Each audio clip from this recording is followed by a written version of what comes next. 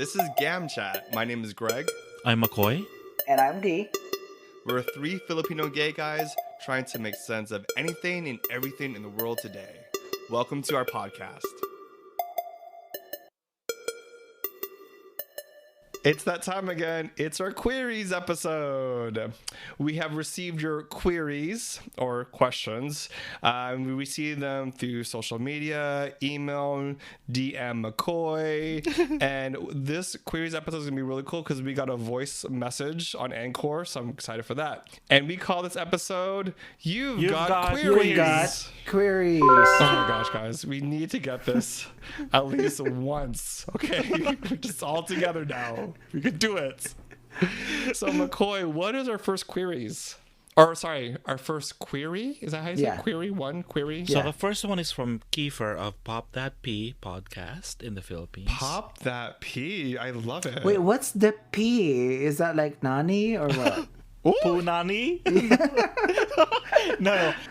So it's a podcast with discussions from a psychological perspective of a registered psychometrician and the subjective experiences from just a typical adult. So they just talk about it from both sides of the argument, from someone that's a professional and from someone that's just a regular person. The title of their episodes usually starts with a P. So I think it's difficult to keep that up, but hey, they're doing it. Ooh, that's a good podcast. And they're on Apple and Spotify and all the fun stuff. So what's their question? Okay, so what's your take on mask for mask? Not mask for COVID, but mask as in masculine, right? Am I right? Yeah. For masculine for masculine. Yes. What's your take on masculine for masculine? The age-old question that we see on all the profiles on Grindr from back in the day to actually today, right? Do people still say masculine for masculine? Unfortunately, they do. They do. Yeah. I mean, it seemingly it's a simple question, but the answer is not simple. This is layered. This is like deep. This is deep, like deep. Okay. So who's gonna go first? I think it's toxic.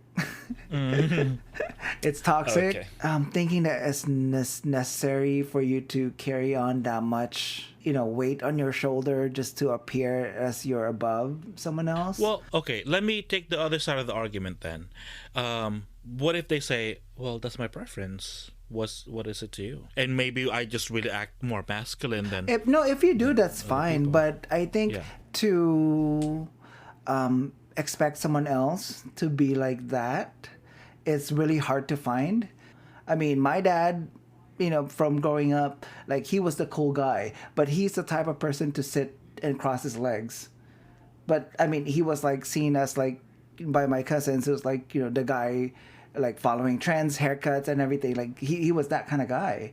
So but what I appreciate with him at least was that he wasn't stuck on that. Mm-hmm. The mannerisms of femininity. He didn't question me with that growing up. That really allowed me as a kid to just be like, okay, maybe this is me, or be freely and not be embarrassed. Now, that consciousness did not happen until I got older. It was other people's checking my masculinity that made me more conscious. But within my immediate family, that was never an issue. So I really have this, issue with toxic masculinity and to have this expectation that another person has to be, 100% this and that, or else I'm not going to date you. I mean, you're just losing out on something. And in reality, I mean, if you're getting fucked in the ass... Some people see getting like bucked in the ass as a very masculine, thing to do. Hey, right? It takes a real man to take it. Yeah, it does. But then at the same time, it's like you're having sex no matter what. Like what is someone's mannerism, Yeah. Yes. I agree. Like, I feel like this idea of masculine for masculine is one of those heteronormative bullshit rules in our society. Yes, and I agree. I think that, thank goodness for our community that pushes against this idea, right? Yeah. But like masculine for masculine, I don't even believe in the word anymore, right? Because it's like you said, D, about your dad. He crossed his legs, so in some cultures they may say, "Oh, your dad's feminine," but to see like. I think we're all in this gray area. Like, I don't 100% see myself masculine. So if I saw this on our profile, they want mask for mask, I'll be like, I'm not that masculine. Yeah. So I'm not that. I'm not feminine, just put me in the queer category, like it's all good. When somebody writes masculine for masculine, what are they trying to say? That they barely came out of the closet and don't know better. No, I don't think that's it. I think I'm just kidding. Oh, you're just trying to read them. I think they're quote unquote straight acting. But that's the thing, is acting. Yeah, exactly. It's all in an act. At the end of the day, you turn off the lights, you close the door behind you, you still have a dick up your ass. I'm going back to that. It's like, there's nothing wrong with that. Like a total top, so they don't. Well, you still want a pussy. It's the same thing. Like a man pussy? Yes. Okay. Actually, that's good, because you know what? Man pussy is like masculine and feminine combined. Okay, that's deep. Okay, let me just. Oh, there's a ghost behind you, I know. That's working out, doing P90X in his underwear. Sorry. Okay, let me just jump in here. I think masculine for masculine is very dismissive. Just because you may not fit the bill, all of a sudden you're completely dismissed. You don't count. Yes, when I was younger, I had this idea of, I like someone who's masculine, quote unquote, straight acting. But as I grew older, I was like, I don't care. Because I would be like, I'm not masculine myself, so who am I to be demanding that? I think I discussed this before. I think growing up, that mentality of also like trying to only find masculine guy to attach myself to. Growing up in the Philippines, I only saw one side of being gay, and it's this. I'm not trying to demean it. If it still exists, I acknowledge it, but the only thing that I was aware of is like someone who works as a salon, hyper feminine, trying to chase even maybe a straight guy. And no, absolutely a straight guy. Because in the Philippines, years ago, maybe 2003, they questioned me. They were like, why would you date a gay guy? I'm like, why wouldn't I? Why would I date a straight guy? Like, there was that disconnect between my culture here in the US and their culture there in the Philippines. I'm not saying everyone in the Philippines believed that, but at that time I was questioned, why would you date a gay guy? And I said, why would I date a straight guy? The straight guy don't want me. So there was that disconnect. So I see your point. And if they do, then they're not straight, or they're just gender fluid. There you go. Yeah. Masculine from masculine. Yeah, I see it as almost like, I think all of us have a little bit of masculine energy and feminine energy. Mm-hmm. I'm thinking like, okay, so maybe someone who writes this wants more masculine energy, or the stereotypes of masculinity. Yeah. But it also would lead you down a path of that can't live up to that stereotype. Like, you could date a masculine guy and they like pink and they might cross their legs. Like, I don't know if they're trying to live a fantasy of a masculine guy, like a lumberjack maybe. That's very masculine, right? It's a stereotype. A construction worker. So, but then you have YMCA, which is like the band, which is like very like or feminine, right? Brokeback Mountain. Hey, Brokeback Mountain, yeah. Like, they might have the stereotype of being masculine characteristics, but like you said, D, once the lamp went out, they were in like, that tent. Yeah, taking it up the manhole. Or sorry, man pussy. Just so you just say bussy, because it's easier. You don't have to explain yourself. They should do like man pussy for man pussy. Like, that would be like masculine and feminine. But okay, but going back, when I was younger, some friends did shame me and other people who were not so masculine, because we were like, we were very I mean, the word we used back then was flamey. We weren't really flamey, but we were very rambunctious. We had this energy about us, and they slowly started walking away. We were at the movie theater. They walked away, and they were like standing a little bit away from us. And I said, don't pretend like you don't know us, because we're too gay for you or something. Because there was some shame about it. To me, I had no shame. It's like, I paid to be here, so I should be here. Yeah, I'm shameless. So it's like, even with my friends, I was shamed for being not so masculine. Well, you brought up an interesting topic, it's like, as for men, it's almost, in our society, it's shameful to have feminine qualities or characteristics. Yep. And it shouldn't be, but It shouldn't be. It's, again, these bullshit rules. Now that I'm older, when I date someone and they may not be as masculine as other people may define that, I still find them sexy, because sexy is sexy, period. You know, it's all about the energy that they give off. It's all about how they carry themselves. No, I'm trying to think, have you ever been on a date with somebody and then they saw you do something that's feminine or characteristically feminine and they call you out on it? Have you ever been on that? Have you been in that situation before? No, they don't dare. Maybe my resting bitch face won't allow them to say something. I don't know. Okay, I'll be the opposite. I've actually done that with a motto. It's just because, again, I was very conscious of the surroundings where we were at and our safety. So it really isn't my call to just be like, no, that turns me off. It's like, no, I don't want to get beat up here. It's because others' expectations obviously does not align with ours. And it's just that they're not grown enough or mature enough to accept that other people exist around them. So that's the only reason that I've checked. And I've hated myself for that. That I didn't allow him to... I mean, he was probably buzzed. Like, we were at, a very, like, straight, like, place. And... Eek. Huh? Yeah. I mean, Eek. Chuck E. Cheese? Where was that? No, not even. It was a fucking karaoke bar of all places. And it's like... God. But it was just like... You can feel that energy that is like extreme masculinity, like trying to prove something around you, and I had to check him out. I was like, not right here, and it sucks. Is what I did was like take away his fun, take away, his ability to be free, especially a little bit buzzed and intoxicated, whose goal was just to have fun.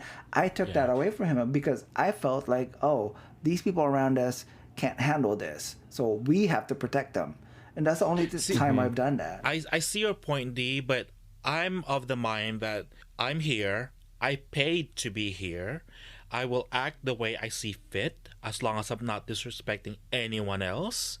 So if you're not comfortable with my behavior as a gay man, that's your problem. Mine. No, trust me, I'm no, not. but I see your point with like the safety issue. I see that. Now I don't give a fuck. I would call it out.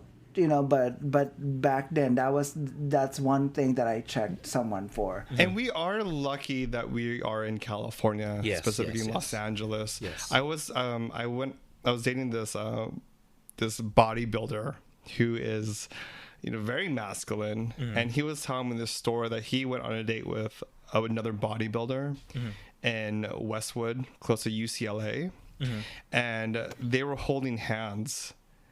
So there were two very masculine looking guys, both bodybuilders, but they were holding hands, and a group of college students, men, saw that as feminine, and they jumped them. Oh, wow. But they're bodybuilders, and of course they threw them across the street.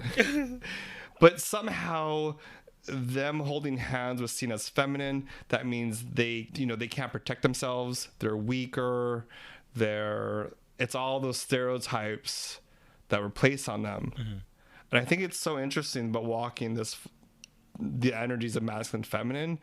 I just don't believe in the word anymore, masculine. Well, not only that, like being part of this community, the LGBTQ plus, it takes strength to be yourself. That some people will never understand. It takes a lot of strength, especially coming out. Takes a lot of bravery. McCoy, so what's the next question? So the next question is from Anonymous, but hey Anonymous, how you doing? I know who you are. Oh, just kidding. I do. But I do know who you are. Okay, so let's see. So the queries. D and I do. Yeah, don't know who you are, and Greg, they don't know. I'm your secret keeper, and my name is McCoy. So, and I'll protect you. This is going down a rabbit hole. Just tell me what the question is. Please. Okay, so let's see. So, the question is, or the query is, why is it so hard to date in your 30s? Ooh. So someone, see, I was so eager. So okay, Yeah, very, very eager. someone told me that it's hard to date in your 30s. Keep in mind, this guy, straight guy, was also in his late 30s, I'd say. He said it's hard to date in your 30s because you're mostly set in your ways, and it's hard to adjust to someone else, because this person might like different things or may want different things or have different routines. So it's hard for you guys to adjust to each other because you're both set in your ways. And I said, oh, I agree with that to a certain extent. So what do you guys think? I agree to a certain extent too, and I feel that the more mature I get, or the older I get, I think my threshold has changed. Threshold for one, bullshit. Threshold for weird Exactly. communication styles, Yes, yes. and with men, I don't know, like I think whether you're old or young, men just don't know how to communicate in so many ways, and you have to teach them how to communicate. Yeah. And I think that I feel like my boundaries have changed. I'm gonna go with what you said about your did you say expectations or your My threshold. threshold? My thing is like my threshold for playing games. I have no patience for that. Tell me what you want. Tell me what you're looking for. Tell me what you're after, and we'll talk. Let's not play games. My clock is ticking. You want that baby, huh? Yeah, I don't want a baby, but I think I think dating as you get older, it's almost like you're walking a tightrope. It's like you have to balance your growing needs are. Like you know exactly as you know more about where your boundaries are, your standards are, and where you can be flexible yeah. with dating somebody new. I think that's challenging because they also have their own thresholds, right? And it's all you have to be a little bit more flexible. I think when we're younger, it's easy to be flexible because we don't know what the hell we want. Exactly. We're just like two hands. Well, okay, I don't know what that means. I don't know. I was going on I went on a couple of dates with this guy recently, and he said, I don't think I'm ready for this. And all I said was, I understand. And he messaged something else, and I said, I don't need to hear no explanation. That's fine. Deleted contact. I deleted the text messages, deleted the contact information because you're not ready. That's fine. I appreciate the fact that you said that, and I did respond. I didn't leave him hanging. I said I understand, and I left it at that. Move on next, because I'm not gonna be like, what did I do wrong? It's like, no, I don't need to ask questions. I didn't need to know. You're not ready, and okay, we're not on the same page. So, bye. What's your thoughts, D? I mean, I don't think I'm able to answer this, but I can only imagine how hard it is. But not to tie in the last question, imagine when you add in that masculinity factor also. It's like you're just lowering your chances of finding someone that's compatible with you. So I can imagine how exhausting. I wouldn't know what I would do if I was back out there in the scene at my age now. I wouldn't know how to handle it, but like you said, I'm set in my ways, and I have these expectations of what I want in my life, where my goals are. That's all I really need to find from someone. I know I can't expect anyone who 100% align with what I do. That doesn't exist now in my relationship. We still question each other's why do we do certain things, but you have to also just kind of be willing to compromise. You can be set in your ways, you can have expectations, but you have to give yourself some leeway to bend those. Oh, I bend. Yeah. I know. We do. We've seen. We've heard too from the grapevine. You're very pliable. I don't think that the world of dating, like from apps, like from Grindr to Scruff, I don't know if there's a lot of opportunities or new opportunities to find a relationship, Oh, you'd be surprised. To find a relationship? Yeah. That's what I'm talking about. Like not for hooking up, McCoy. I'm talking about for. Isn't that relations also? McCoy, put your phone down. You don't have to show us the pictures. Put your Grindr phone down. We're isn't- talking about something else. Stop scrolling, McCoy. Put the phone down. I told you my time is my clock is ticking. But they said your Thomas guide. I need a map. I think, dating as, I think it's just, why is it so hard to date in your 30s? I don't know. There's so many reasons why. I don't think it just really is in your 30s. It's in general. Your goals change. Well, when you're in your 20s, it's more fun. I guess it's more just for fun, maybe. No, yeah, that's what I'm I'm talking saying. general. But in your 30s, you goals have like, change. in your 30s, your goals are like being cemented. Yeah. And you have ideas of what you want in life, in a partner. So you're trying to look for that, and you feel like time's running out. You have to find someone, especially in our community. So there's that pressure, I guess, and maybe society's. You feel pressure from society that by this time you should have a partner or something. I don't know. Maybe I'm just talking out of my ass. I don't know. Like, imagine, like, I know someone who got divorced in their 50s. What they wanted was to find someone else to grow old with. Mm-hmm. Her criteria was, like, so different from mine when they told me about it. It was like, oh, okay, well, I want to know what your bank account is. And that's realistic. It's like, Oh, your credit score. yeah, exactly. That's a good one. Your credit score, yeah. Those are the questions that we don't ask. But then again, they've been at that point in their life where they've had like a not so good experience. So now they know that that's a part of their criteria. It doesn't mean that they're focused on money, but it's like, no, what I want from someone is not to put me through shit and have to worry about money every single day. Yeah. All right. So what, each of one of you, say one of your top criterias for a relationship. Someone who's kind and will treat me kindly. How about you, do? Someone who can provide a good 401k and retirement benefits and healthcare. That's all it is. Healthcare. Fuck Yes. healthcare. That's it. I feel like you're trying to describe the country you want to live in, the country that you want to date. It is. Because, I mean, that's... Oh, right. That's a good analogy. Yeah, you're right. I mean, I don't want to have to worry about that every day. If someone is able to, like, cross that out of their list so we're both comfortable down the line, fine. I mean, I don't care about masculinity or look or, the way their body shape. Like, I don't care about that. At the end of the day, I'm going to sag. I'm going to get old. That person, I hope they do too. If not, that's questionable. Like, something is wrong with them. But it really is my longevity. What do I want? Like, I want to be comfortable later on so I can just focus on things I want to do. I want to travel.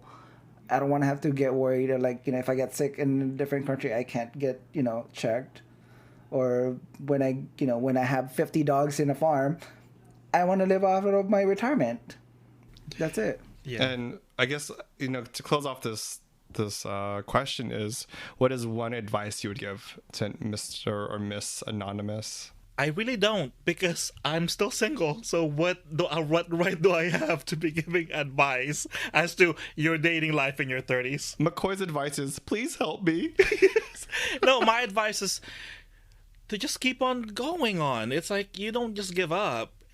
Life is supposed to be fun, so just make the best of it. If the dating world is cruel to you, so what? Just keep on going. How about you, D? Don't have expectations, because I think that ruins the experience if you have expectations. Keep in mind what your goals are. That's different from, but don't have such an expectations where people are not able to show who they really are.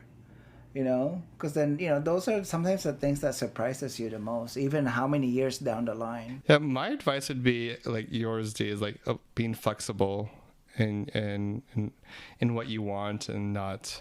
Oh. And you're not going to get it in that perfect box, something that fits in that perfect piece. And also, I just think about this too is, I think when we were younger, we were looking for different characteristics, whether it's like looks or body, something more superficial. And as an adult, it's almost like you should try looking at for partners based on, same interest, whether it be like travel or, something beyond, the superficial. Yeah. McCoy is processing that.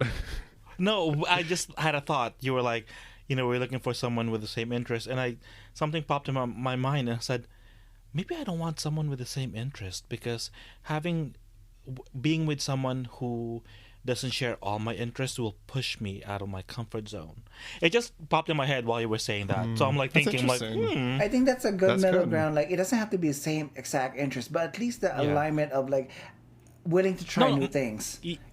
Also, respect the things I like, and I'll respect yours. We don't have to do them together. You don't have to do what I do. Just respect it. Give me my own space to do the things I do. Yeah. Oh, you brought actually a thought, McCoy, is that before looking at relationships, I used to think of or a lot of people used to look at relationships as one in one. You become like these two individuals become one person, right? And I think as the older I get, I learned that you are two individuals. You have two identities. You may be in a relationship, but you're not going to be like this one little amoeba or something. Yeah, you're right. And moving on to our next question, our last question. What is it, McCoy? So the last question, Dustin and Crystal of Me Search Podcast. It's a podcast about the Filipino American perspective. They interview different people that have become trailblazers in the Philam community. So they left us a message, so let's take a listen. Hi, Greg, Dee, and McCoy. This is Dustin. I have a question for you from me and my Me Search Podcast co-host, Crystal. So we recently discovered Filipino BL series on YouTube, which have been doing really well. They've amassed millions of views at this point. If in case you didn't know, BL stands for Boy Love, which is essentially a subcategory of the romantic comedy / drama genre. And these shows and movies basically feature two male leads that fall in love or fall out of love. And I'm not sure if these have been around for a while, but from our vantage point, these seem to have been popularized just recently, at least in the States. So Crystal and I are curious if any of you had any thoughts about queer Filipino representation in mainstream media in America and abroad. Thanks for your time. We really hope to hear from you soon. I'm still kind of lost at the representation that we have. Yes, I know you can't really get 100% fulfilled with, seeing yourself there in the media. But, I mean, to me, the only person that I can really encompass so far that I can relate to is Nico from Superstore. I don't know if you guys watched that. Yes, I was going to say, yeah, you're right. Again, at the same time, I just really have this hard time. This is just me, okay? I have a hard time accepting that a gay Filipino happens to fall again in the comedy side. Yeah. Because I've seen the Filipino culture to always take that role or that lead, that comedy. It's like that saying, what a spoonful of sugar makes the medicine go down.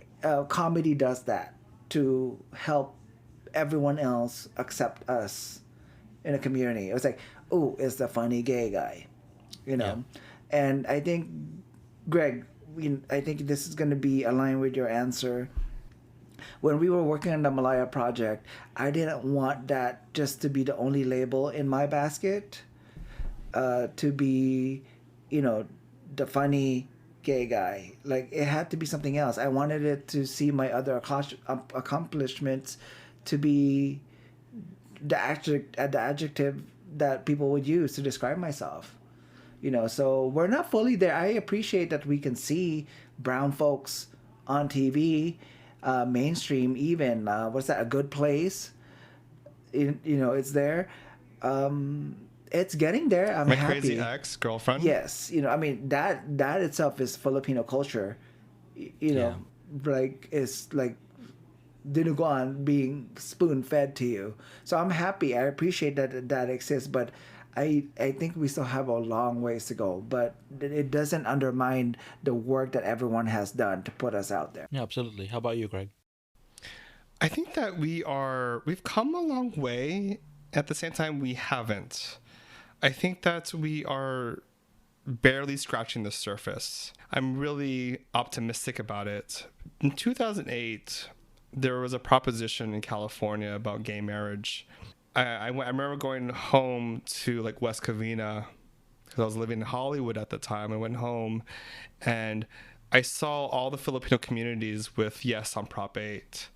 You know, there was signage all over the Filipino communities that were against gay marriage or gay or marriage equality for our community.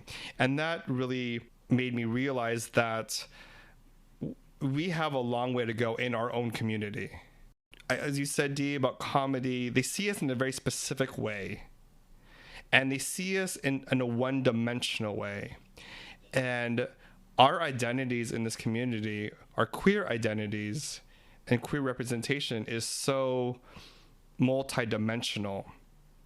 So in 2008, Denny, as a photographer, me as a creative director, we created this project called the Malign Project, photo series that highlighted individuals in the LGBTQ plus community, Filipino community, and we put their own words into the photos to tell a story. And the stories would range from a lesbian wedding to a young Phil-Am living with HIV to business owners. We have a transgender woman who was studying law in college is now practicing law. And we were telling these stories because there was zero visibility, zero representation of the multi-dimensional identities we have in this community. And that was in 2008. This was just the start of, I think, Instagram, right? Yeah. Dee? It was barely scratching the surface. And during that time, we worked with Phil-Am Arts in Los Angeles and Barangay Los Angeles, who even gave us a big gallery space, a big tent to show our work. To show the stories, not our work, to show the stories of our community. And this is quite interesting because I think about representation, but the Phil-Am community came to this event to look at the photos. And what was, I think, the big takeaway about that was that they were grandmothers, lolos and lolas, aunties, titos, and everyone in the community was actually viewing these stories in our community, and some were even tearing up. Because it was the first time that a lot of these Phil-Ams saw our community in a different way. And then fast forward to now, we see that through social media, our stories are getting out there more and more. So that's why I'm hopeful. Before, I remember studying like Asian American studies in college. The queer community was, like you said, was defined as something as a comic relief, something that we could point out and laugh at. I think we're changing that. And I think like he talked about Boy Love series. Yeah. This is a good start, but this is just the beginning. I think you guys have covered this where the queer Filipino representation in mainstream media, especially in the Philippines, have been just for comedy. They just put us in that box, right? I've been watching a few BL series in the Philippines. Two of them have already ended, and I'm continuing to watch two. And I think it's a good start. It's putting a positive light on gay love, because the ones I'm watching are between two men, of course. So it's putting a positive light on the love between these men.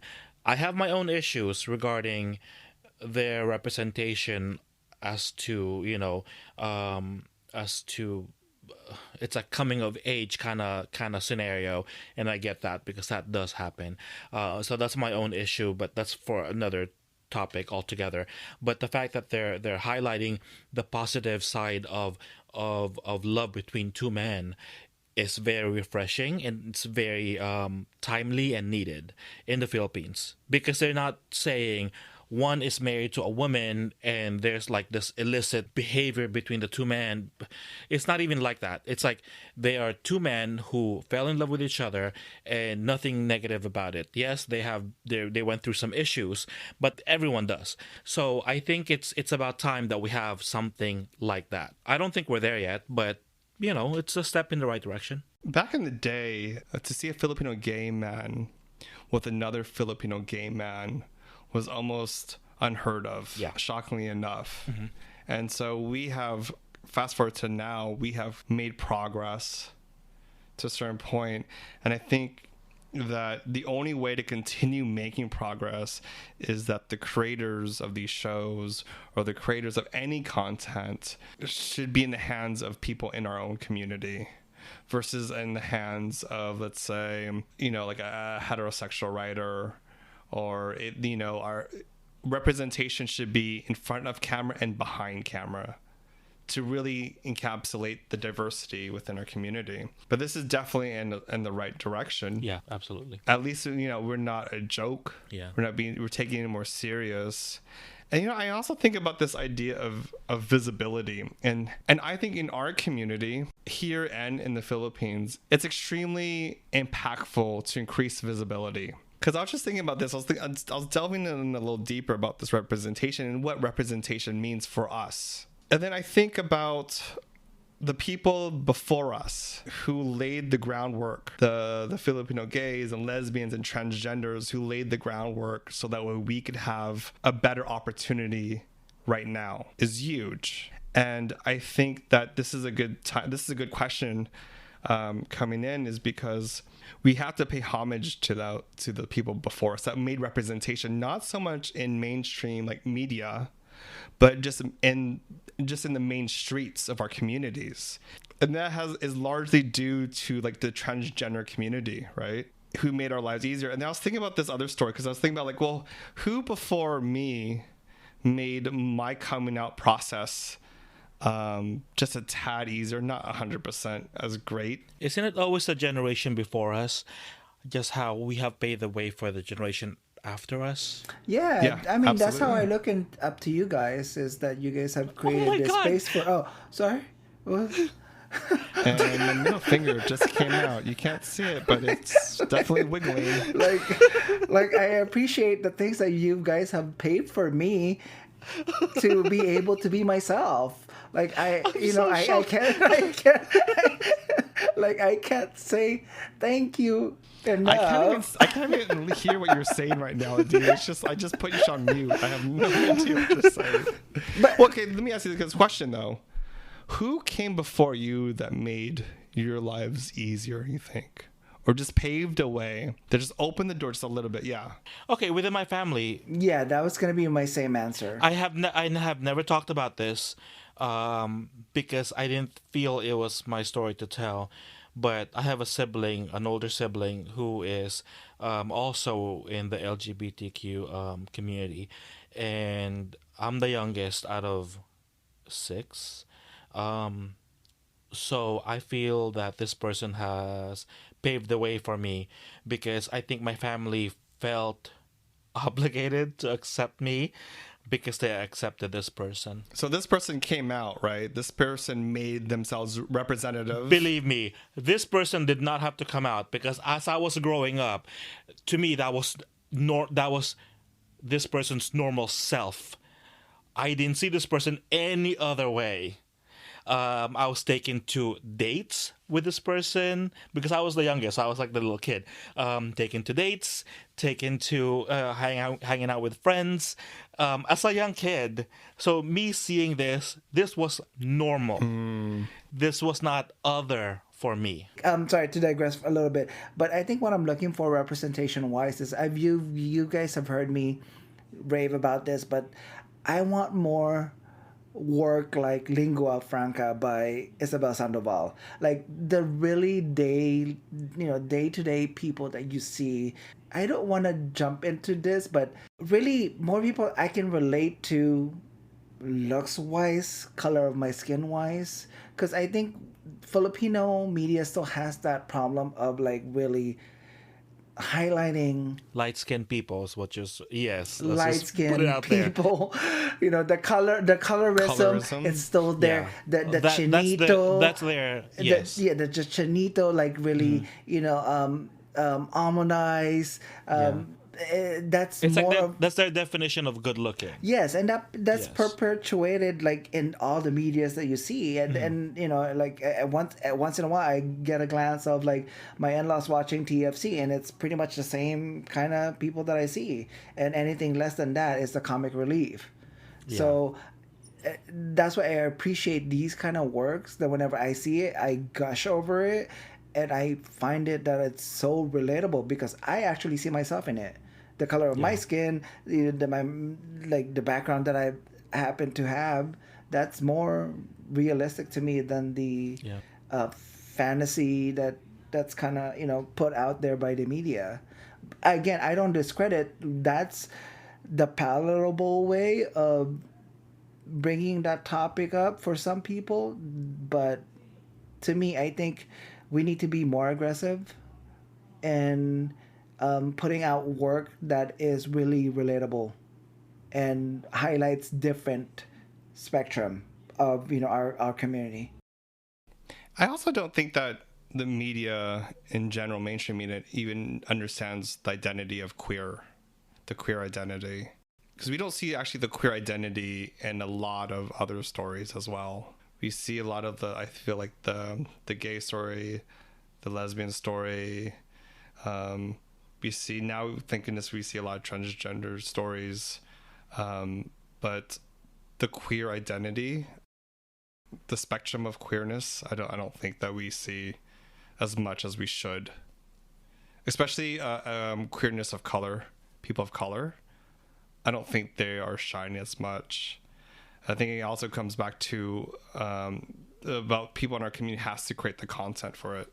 McCoy, is it I don't know, you have more of a connection to the actual Filipino community in the Philippines than I do, I think. Maybe I'm just assuming that, but do they have an acceptance of what queer culture is or what being queer is yet? I think the conversation has started. Yeah. They're not there yet. Because let's be honest, even we are not there yet in this country. So I think the conversation has started. I think this generation, this younger generation, have opened that conversation, and they are fighting for the things that they believe in, and they choose how they choose to identify themselves. So I think the conversation is there. They're not there yet, but hopefully in the future. What would you like to see in mainstream media? What kind of representation or storylines? I think because of the BL series that I've seen, it's mostly younger people. I get that their target audience are the younger generation. But I would like to see someone of our own age group. So Lolos? Fuck off. But yes. Okay, so people of our own, like Greg's age group. That's Clutching my pearls. Oh my gosh. Because the BL series that I've seen, like I've said, are generally younger people.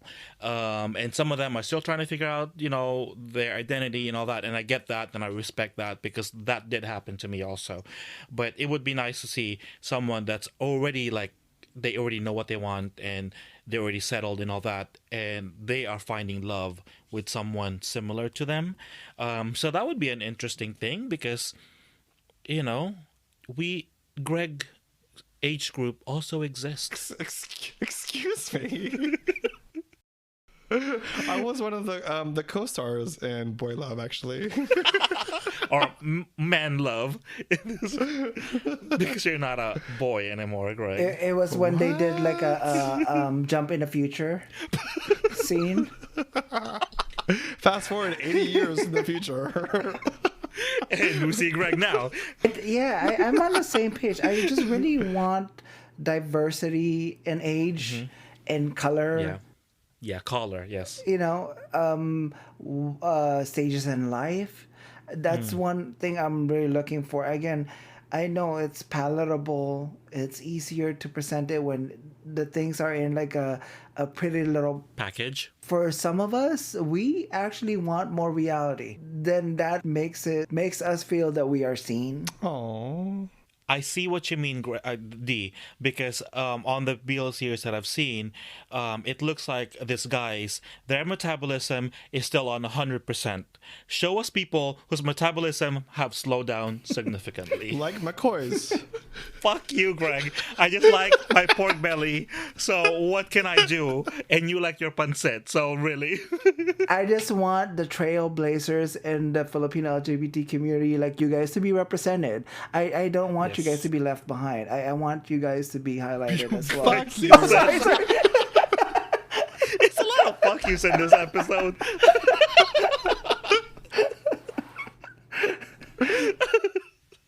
You know, I think that the Filipino community is still, when it comes to mainstream media, we are still at the point where we see like one Filipino, like maybe they're just an extra that we still like, oh my god, they're Filipino. Yes, And we just yes. We're like, oh my god, look at that extra, they're Filipino.